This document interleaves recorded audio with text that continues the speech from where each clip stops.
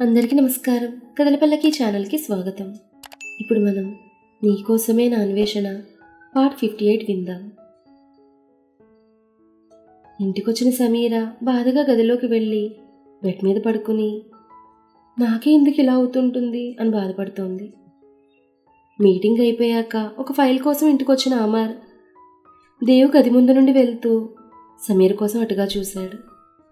కానీ గదిలో సమీర లేకపోవడం గమనించి కిందకు వెళ్తుంటే సమీర ఫోన్ మోగుతుండడం విని ఆమె లోపలే ఉందనుకుని గదిలోకి వెళ్ళాడు.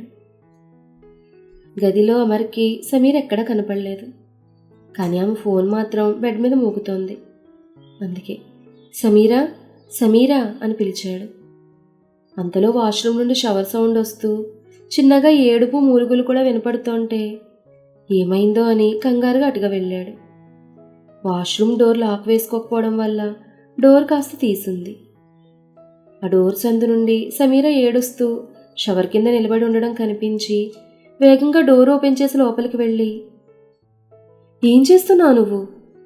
ఎందుకిలా షవర్ కింద తడుస్తూ ఏడుస్తున్నావు అన్నాడు కంగారుగా. నా జీవితంలో ఏడవడం తప్ప ఇంకేం మిగిలింది చెప్పు అంది బాధగా. కానీ అదేం పట్టించుకొని అమర్, ముందు నువ్వు షవర్ కింద నుంచి బయటకు రా అంటూ ఆమెను ముట్టుకోవడానికి ట్రై చేస్తూ ఉంటే, నన్ను ముట్టుకోకు అని గట్టిగా అరిచింది సమీర. అమల అరిచేసరికి షాక్ అయి ఆమె వైపే చూస్తూ ఉండిపోయాడు అమర్. తాళి కట్టిన భర్త కాకుండా వేరే వాడిని తాకాడు. అందుకే మైలు పడిన దేహాన్ని నీళ్లతో శుభ్రం చేసుకుంటున్నాను. నాకే కనుక శక్తులుండుంటే నీళ్లతో కాదు నిప్పులతో నా ఒంటిని కడుక్కునేదాన్ని అంది ఇంకా షవర్ కిందే నిలబడి ఏడుస్తూ. ఆ మాట విన్న అమర్, ఎవరు నిన్ను తాకింది అన్నాడు కోపంగా. ఎవరైతే ఏంటి, వాడు కూడా నీలాంటి వాడే. పెళ్ళై భర్తున్న నన్ను ప్రేమిస్తున్నా కామిస్తున్నా అని నాతోనే చెప్పి నన్నే తాకాడు అంది బోరుని ఏడుస్తూ. అంతే, కోపంతో బ్లడ్ బాయిల్ అవుతుంటే దాని రిఫ్లెక్షన్స్ కళ్ళల్లో కనిపిస్తుండగా, వాడు నేను ఒకటా అన్నాడు అమర్. అవును, నాకు వాడు నువ్వు ఇద్దరు ఒకటే. ఎందుకంటే ఇప్పుడు నేను మరొకరి భార్యను కాబట్టి. ఒకరి భార్యనైనా నన్ను ప్రేమించడం కామించడం రెండూ ఒకటే అంది బాధగా. ఆ మాటకి అది కాదు సమీర అన్నాడు బాధగా అమర్. సమీర కాదు, వదిన వదిన అను.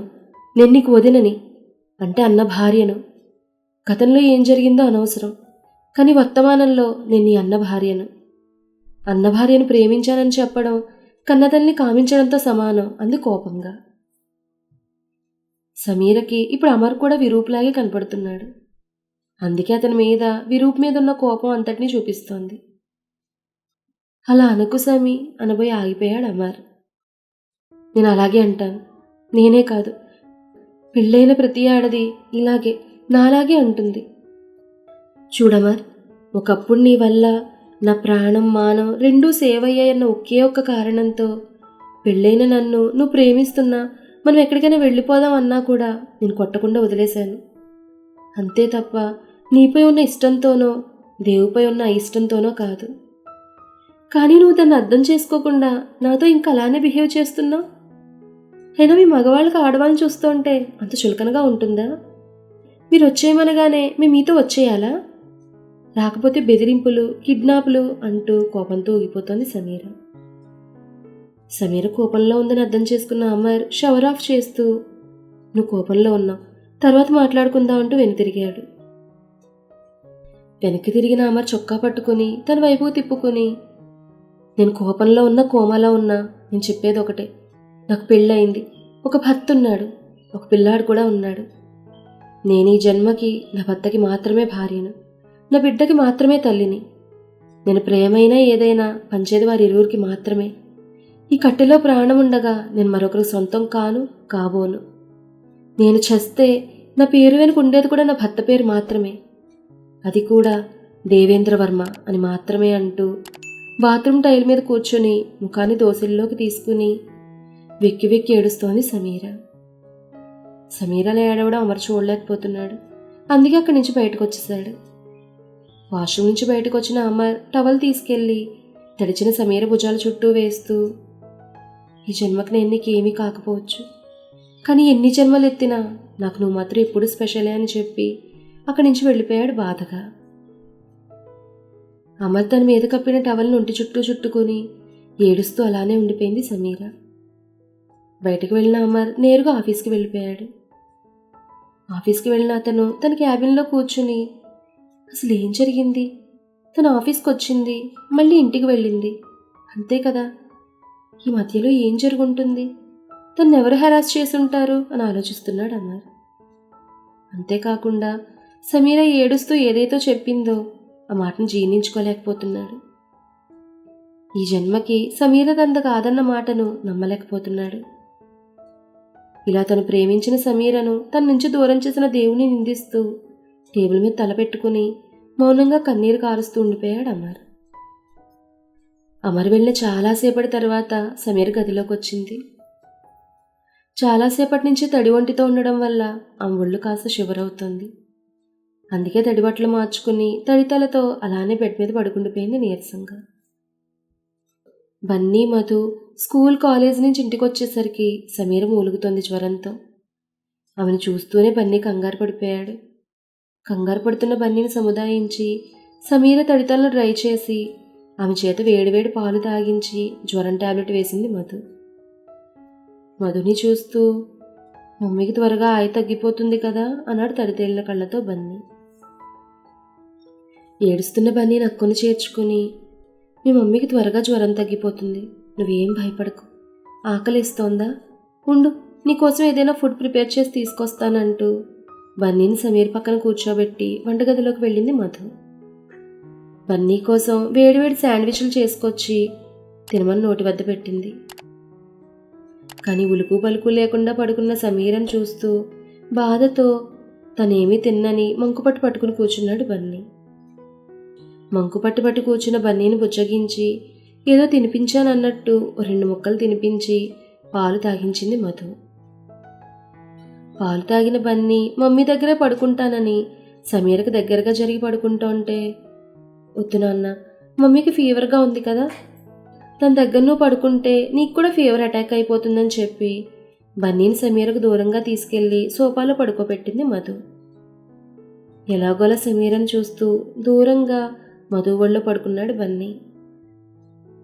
పడుకున్న బన్నీ తలపై ముద్దు పెడుతూ, నువ్వు పుట్టింది మా అక్కకు కాకపోయినా తన తల్లిగా ట్రీట్ చేస్తున్నావు, నువ్వు చూపించే ప్రేమకైనా తనకి త్వరగా జ్వరం తగ్గిపోతుందిలే అంది చిన్నగా మధు.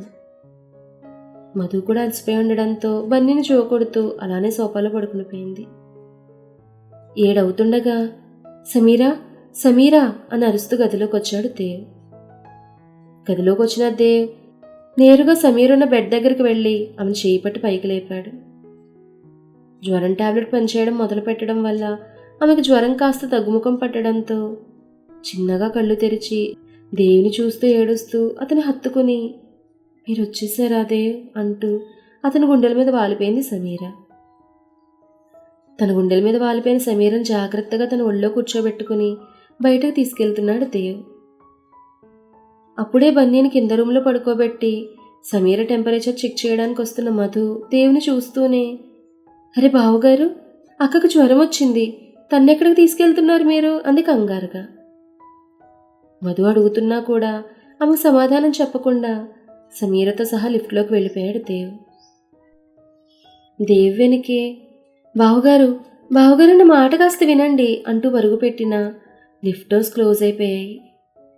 దానితో అనుకుని మెట్లు దిక్కి కిందకి వెళ్తుంటే తన కింద హాల్లోకి రీచ్ అయ్యేలోపే దేవు కార్ దగ్గరికి వెళ్ళిపోయాడు. అది చూసిన మధు, పడిన శ్రమంతా వేస్ట్ అయిందే అని మెట్ల వైపు చూస్తుండగా మెట్లపై నుండి కిందకొస్తూ కనిపించాడు అమర్. కిందకొస్తున్న అమర్, ఏమైంది, ఎందుకలా బావురు కప్పలా అరుస్తున్నావు అన్నాడు విసుగ్గా.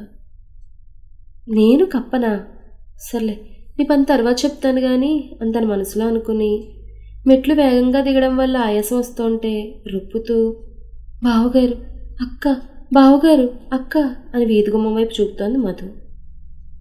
దేవు సమీరలకి ఏమైంది అన్నాడు కంగారుగా అతడు వీధి వైపు చూస్తూ. వాళ్ళకి ఏమవ్వడం కాదు, నేను వద్దన్నా వినకుండా అక్కను తీసుకుని దేవుబాబు గారు బయటికి వెళ్ళిపోయారు అంది ఇంకా రొప్పుతూనే. కాస్త అర్థమైనట్టు చెప్పు ఇడియట్ అన్నాడు కసురుతూ. వీడికి ఇడియట్ అనే పదం తప్ప ఇంకో పదం స్కూల్లో నేర్పలేదనుకుంటా అని అనుకుంటూ కసిగా పళ్ళు నూరుతూ అక్కకు 104 జ్వరం. అది వినకుండా దేవుబావుగారు అక్కను తీసుకుని బయటకు వెళ్తున్నారు అంది మూతి బిగించి ముఖం కిందకు దించుకొని.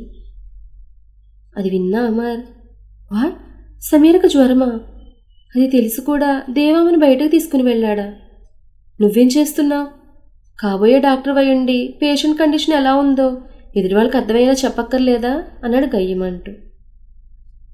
ఆ మాటకి నేనేం చేశాను? దేవుబావుగారు చెప్తున్నా వినకుండా మాయల పకీరులా అక్కని వీల్చైర్లో ఎత్తుకెళ్ళిపోయారు అంది చేతులాడిస్తూ.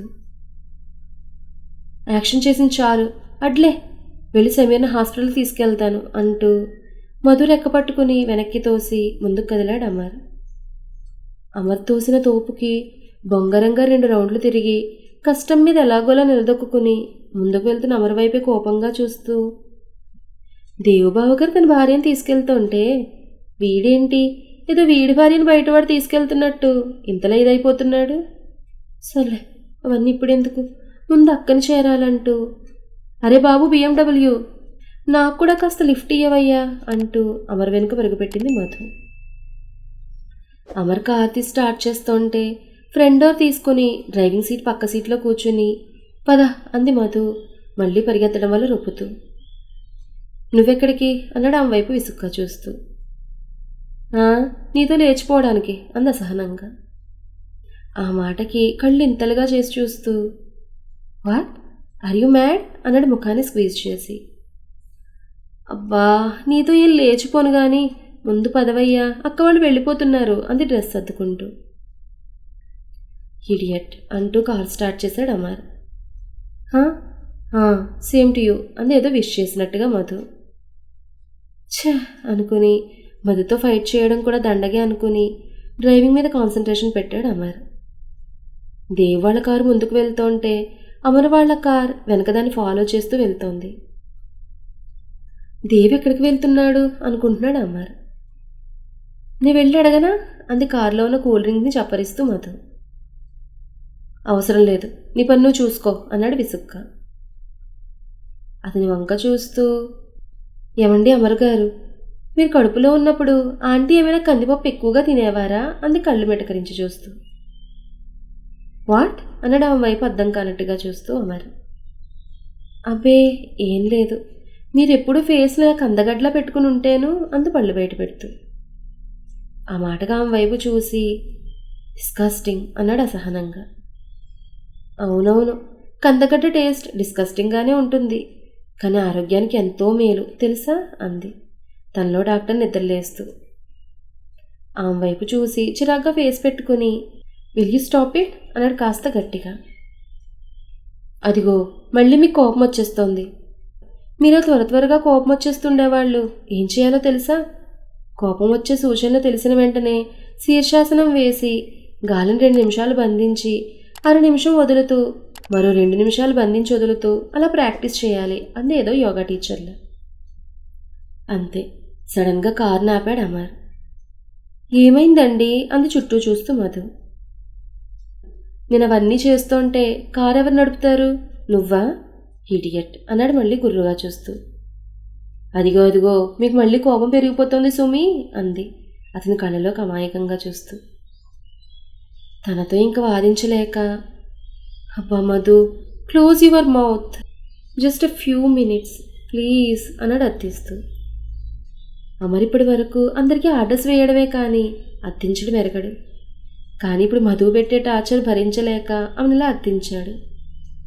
అతను అలా చాలా పొలైట్గా అడగడంతో అంటూ మూతి మీద చెయ్యేసుకుంది మధు. థ్యాంక్స్ అంటూ మళ్ళీ డ్రైవింగ్ స్టార్ట్ చేశాడు అమర్.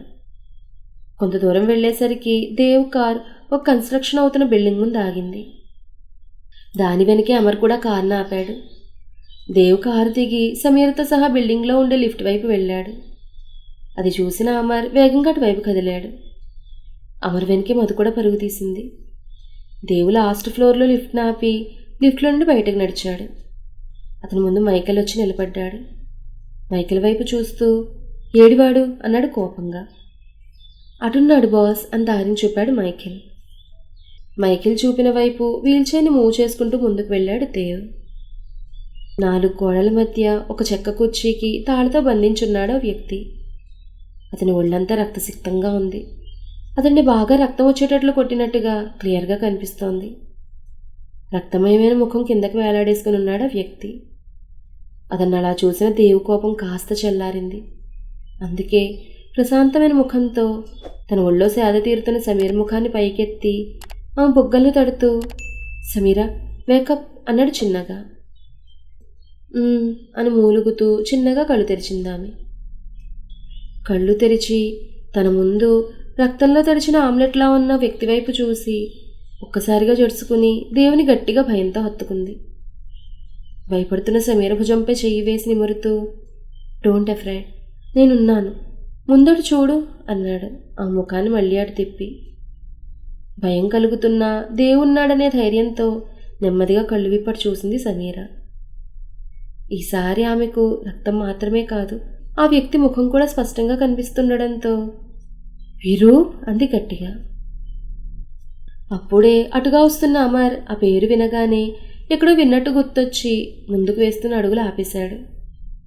అమర్ వెనకే మెట్లెక్కుతున్న మధు అమర్ అలా సడన్గా అడుగులు వేయడం ఆపేసరికి తన అడుగులు తడబడి వెనక్కి స్లిప్ అవ్వబోయి అమర్ చొక్క పట్టుకుని ఆగింది. అయినా చెయ్యి బ్యాలెన్స్ తప్పి మెట్ల మీద నుంచి కిందకు పడిపోతుంటే అప్పుడే వెనక్కి తిరిగిన అమర్ ఆమె కింద పడకుండా చెయ్యి పట్టుకుని మీదకి లాక్కున్నాడు. ఆ ప్రాసెస్లో మధు ఎర్రటి పెదవులు అమర్ ట్రిమ్డ్ చెంపలను తాకాయి. ఒక్క నిమిషం మధు గుండెలై తప్పింది. లై తప్పిన ఆమె హార్ట్ బీట్ని రెట్టింపు చేస్తూ, చూసుకుని నడవలేవా ఇడియట్ అని గట్టిగా కసిరాడు అమర్. అమర్ బాబుకి అస్సలు రొమాంటిక్ సెన్స్ లేదనుకుంటా. పాపం మధు. వీరు చెప్పానా దేవికి విషయం తెలిస్తే నీకు అప్పుడప్పుడు అయిపోతుందని? విన్నావు కాదు, ఇప్పుడు చూడు పాపం. మన తర్వాత ఏం జరిగిందనేది నెక్స్ట్ ఎపిసోడ్లో తెలుసుకుందాం. ఈ కథ మీకు నచ్చితే లైక్ చేయండి, షేర్ చేయండి, కామెంట్ చేయండి. అలాగే మన కథల పల్లకి ఛానల్ని సబ్స్క్రైబ్ చేసుకుని పక్కనే ఉన్న బెల్ ఐకాన్ని క్లిక్ చేయడం మాత్రం మర్చిపోకండి. ధన్యవాదాలు.